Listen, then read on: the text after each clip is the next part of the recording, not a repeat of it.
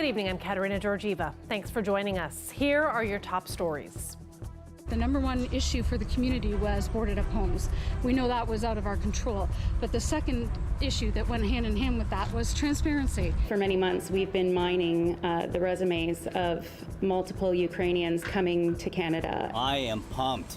You know, we've been looking forward to the Aero Fair, coming back after it's been closed for a couple of years, and there's a lot of excitement in the air, and we're just ready to go.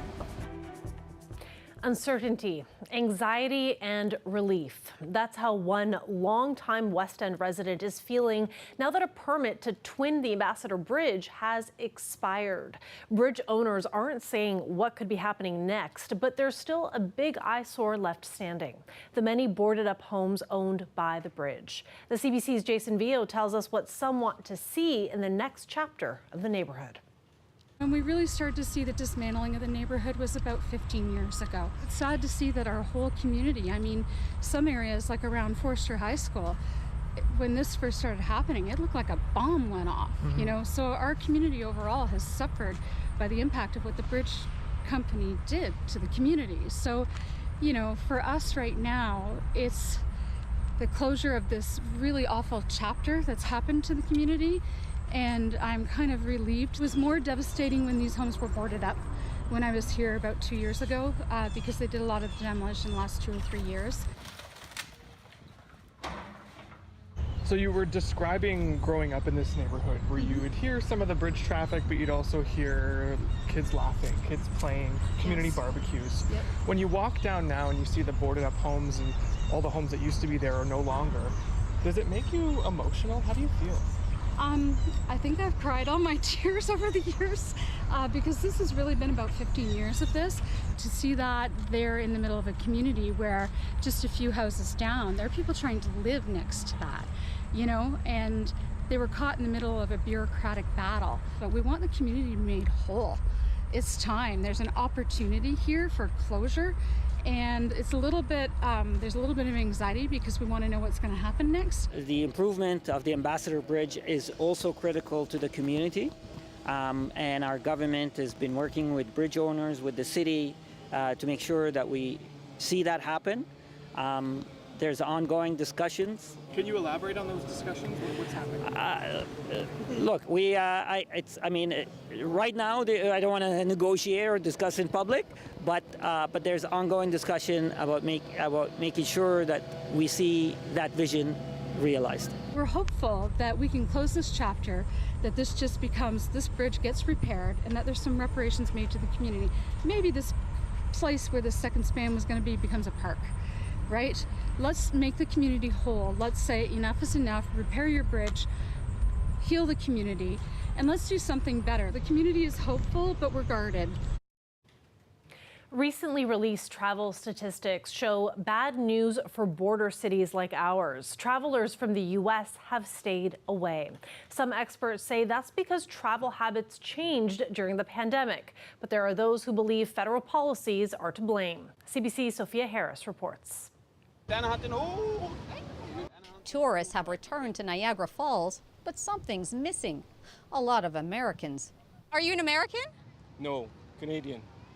The number of road trips Americans made to Canada over the past 2 months was down by close to half compared to pre-pandemic times.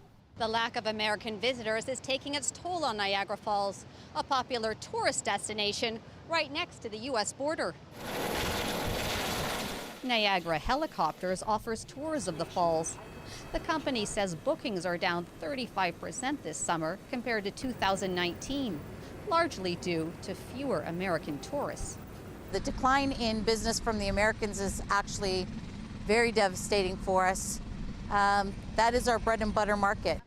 So what's keeping Americans away? First, only those who are vaccinated can enter Canada.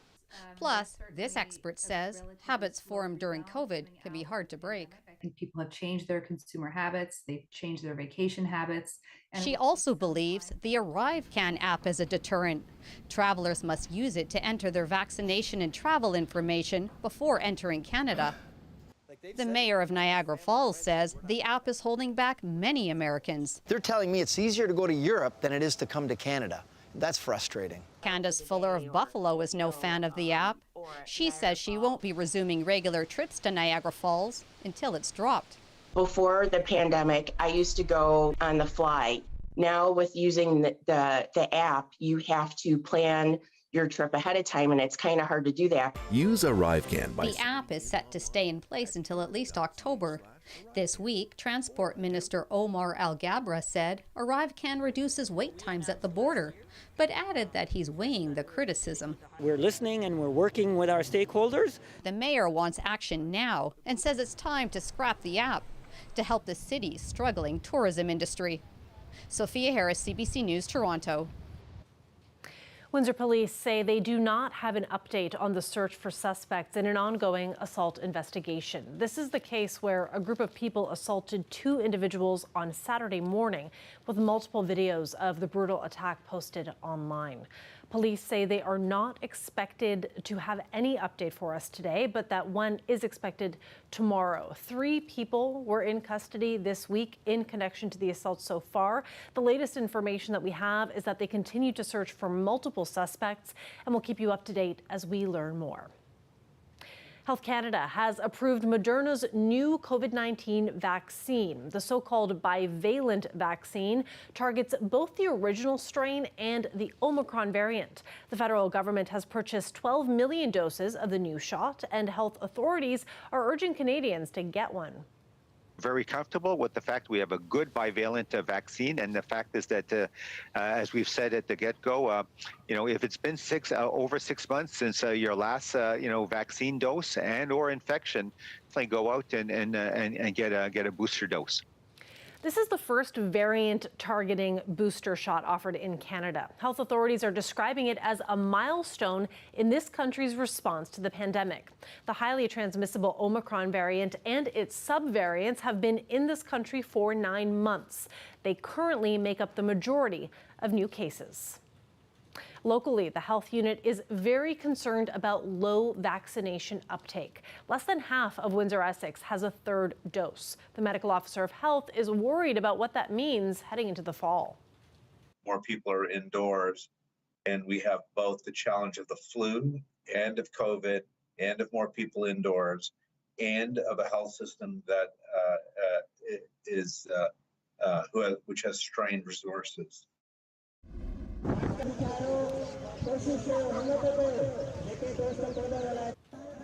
The record-breaking floods in Pakistan continue to cause widespread devastation. Floodwaters have begun to recede now that the historic monsoon rains have ended in many parts of the country. But that's created another threat. Officials are now concerned about the spread of waterborne diseases.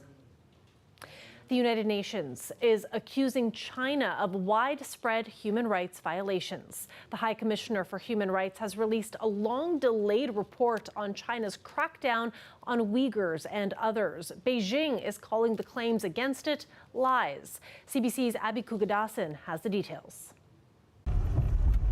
A damning report out of Geneva. The United Nations says China's crackdown in the northwestern province of Xinjiang may be considered a crime against humanity. The nearly 50-page report outlines various human rights violations against Uyghurs and other mostly Muslim minority groups. The agency spoke to former inmates who'd been detained in China. Many gave accounts of treatment that amounts to torture, including being beaten with electric batons, waterboarding, and sexual violence. The UN calls the claims credible. It points out the birth rate in Xinjiang fell by nearly half in just 2 years between 2017 and 2019 and believes coercive measures are likely to blame. There have been accounts of forced sterilization and abortions in the past. The World Uyghur Congress spokesperson Zumratai Erkin says this report is momentous. I think this report is a landmark report, not only because it comes from the highest, UN body, but also because of the content of the report. It's pointing out to possible crimes against humanity, which is beyond our expectations. This report comes nearly 3 years after it was first commissioned. UN Human Rights High Commissioner Michelle Bachelet's office made the document public mere minutes before her tenure ended in Geneva. Beijing has denied any wrongdoing and brushed off the agency's findings. We are firmly opposed to such a report. We all know so well that the so-called Xinjiang issue is a completely fabricated lie out of political motivations. Rights groups say more than 1 million people are being held against their will in internment camps in China. The UN is calling for their release. It's also asking countries not to deport Uyghurs back to China, given its findings. Abby Kwadasin, CBC News, London. UN inspectors arrived at Ukraine's nuclear power plant today. They plan to assess the state of the complex and talk to workers there.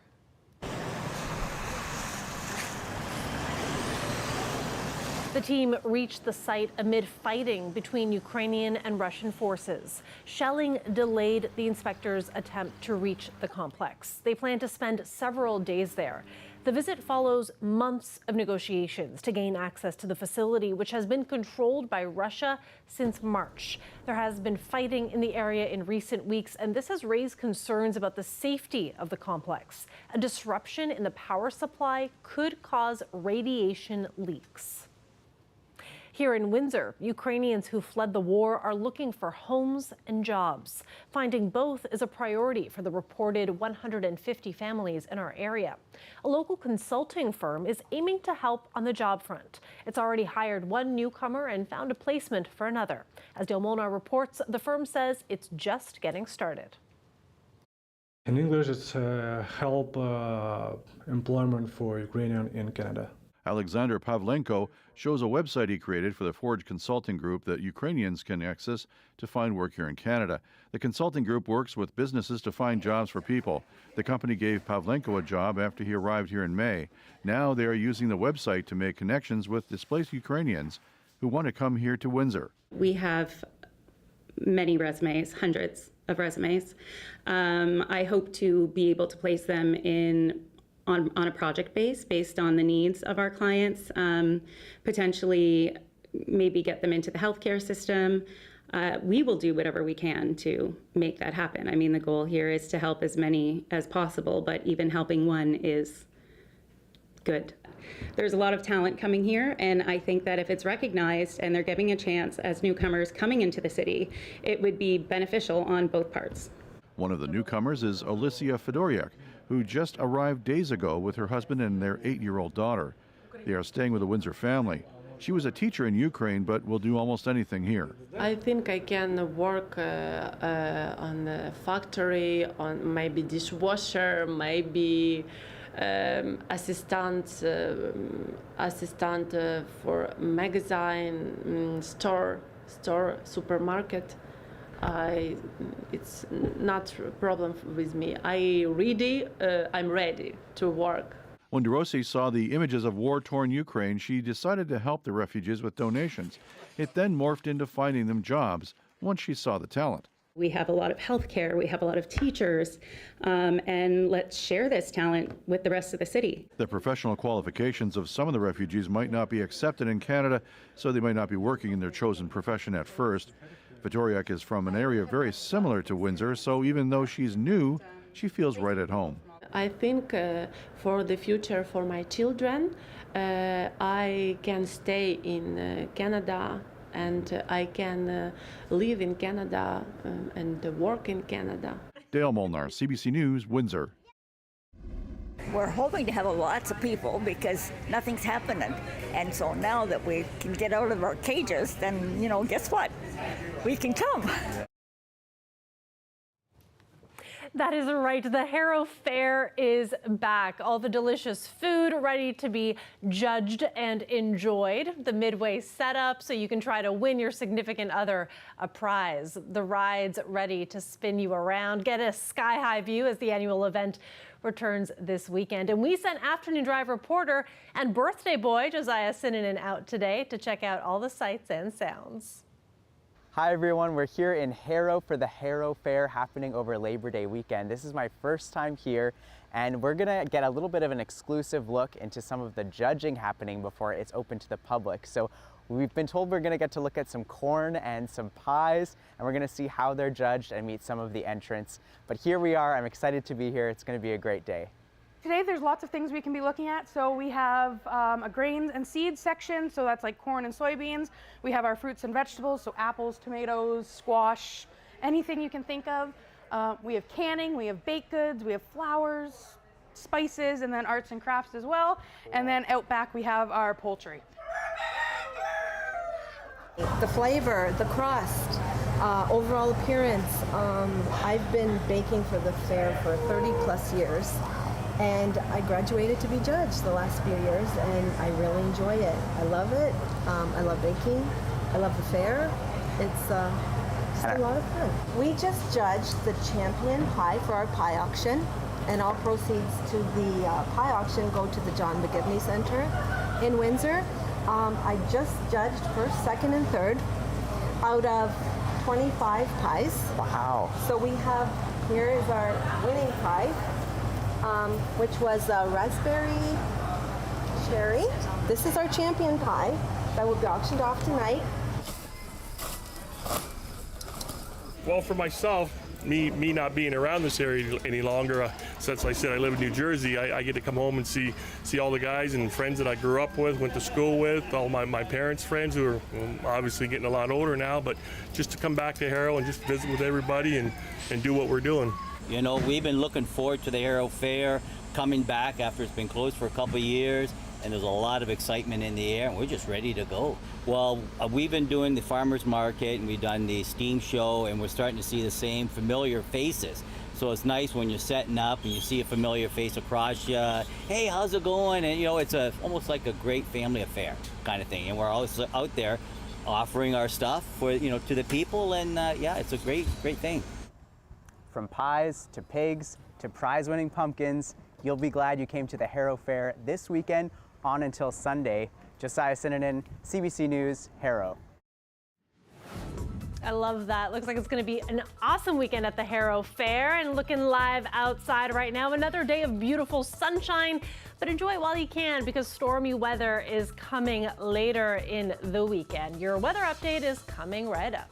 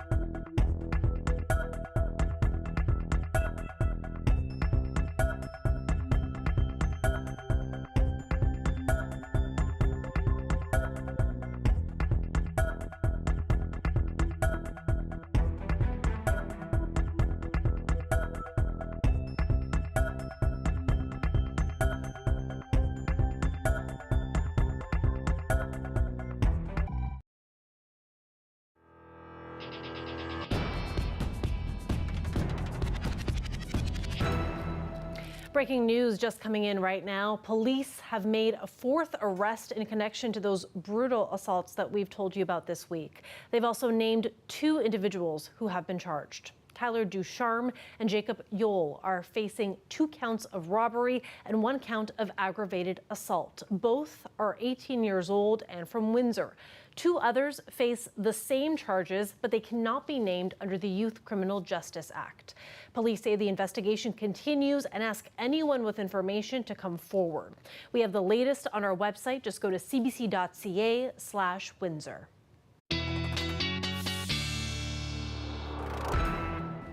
It is time for a look at our weather forecast now, and Kim McDonald joins us. Kim, just another beautiful day in this lovely stretch we've got. I know, isn't it great? Oh my gosh, we're saying hello to September with some beautiful weather, plenty of sunshine.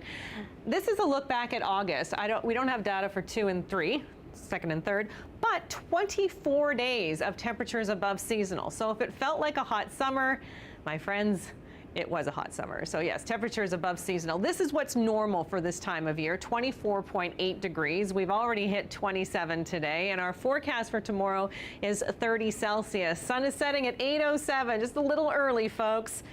Our record high back in 1953, 37.2 degrees Celsius. So how much rain did we have? Well, in August, yeah, not quite enough. 45.4 millimeters. We should see closer to 72 millimeters of rain.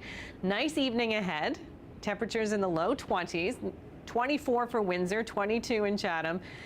And really not a whole lot of precipitation on tap.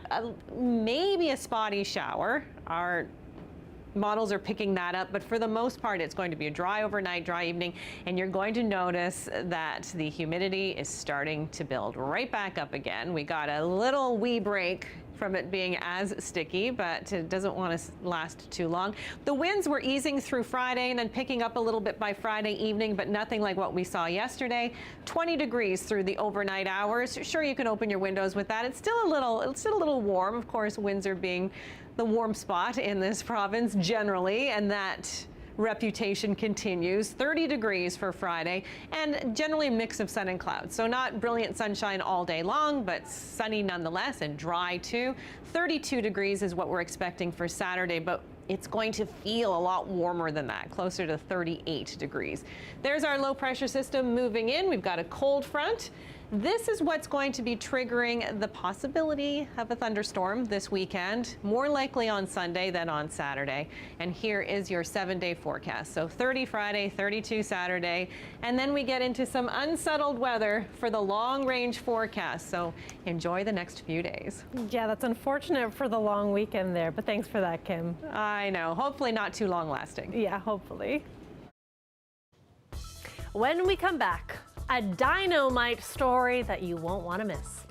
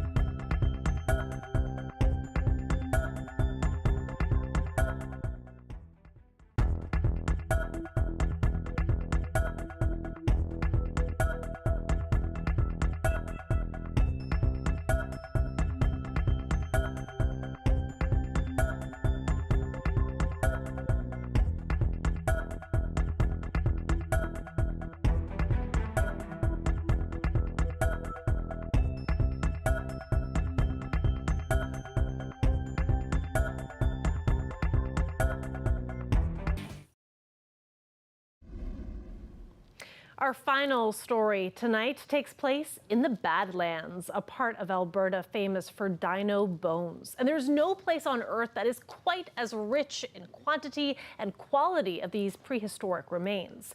And this summer, there is a lot of excitement about a recent find. CBC's Aaron Collins has more from the dig site.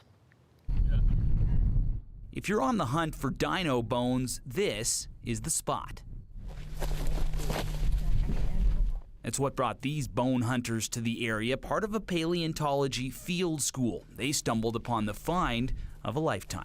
So you come around this corner, and what do you see? Well, we see some bones just kind of sticking out of the cliff, and then I turned to Brian and I'm like, what do you think this is? And it turns out that it was something really cool. Those bones from a young hadrosaur, so common in these parts they were known as the cattle of the Cretaceous period. What makes this find so cool? Millions of years after this dino died, skin still clings to its bones. So what do we have here? This is a sample of fossilized skin of a hadrosaur or duck-billed dinosaur. Okay, so dinosaur skin, why do we care about that? We care about it because normally when we find dinosaurs, we just have the skeleton. We don't have we only have the bones, we don't have the skin, we don't have the details of the anatomy. So having the skin really fleshes out the animal literally, and we can learn a lot more about the anatomy. After the find, the heavy work begins. These fossils are just one of hundreds of major discoveries made in the area. A bone boom of sorts helping the world learn more about dinosaurs. Fossils in Alberta are considered historical artifacts. They can't be publicly owned. They're owned by the province and they're available for scientific research. As work is underway to unearth one dinosaur, another find just meters away. You found another one. What does that say about this area when it comes to the number of bones here? So this is crazy. We're having our interview and we see part of a hadrosaur skull here. It's a post-orbital bone. If I was to find this in Scotland or England, it would go straight to the museum. But not here. These bone hunters are after a bigger prize, one that will take time to bag. It takes years to get a skeleton out of the ground and into a museum. Aaron Collins, CBC News, Dinosaur Provincial Park, Alberta. Okay, with that, we got to end with a dinosaur joke, right? So, what do you call a tired T-Rex? A dino snore. That is it for CBC Windsor News. For news anytime, go to our website at cbc.ca/Windsor. Thank you so much for watching and have a great night.